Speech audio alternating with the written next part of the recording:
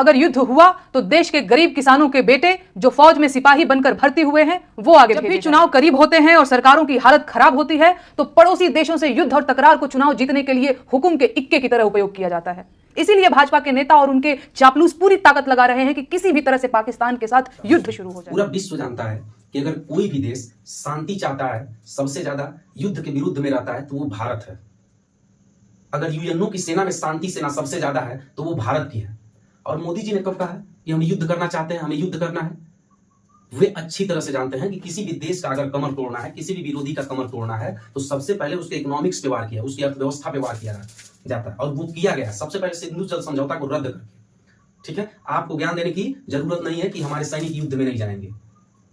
ठीक है, दूसरी बात, महाभारत और रामायण तो आपने पढ़ा ही होगा कि जब तक दुष्ट को दंड नहीं दिया जाता तब तक दुष्ट कभी भी सुधर नहीं सकता। अगर आवश्यकता पड़ी तो युद्ध किया भी जा सकता है।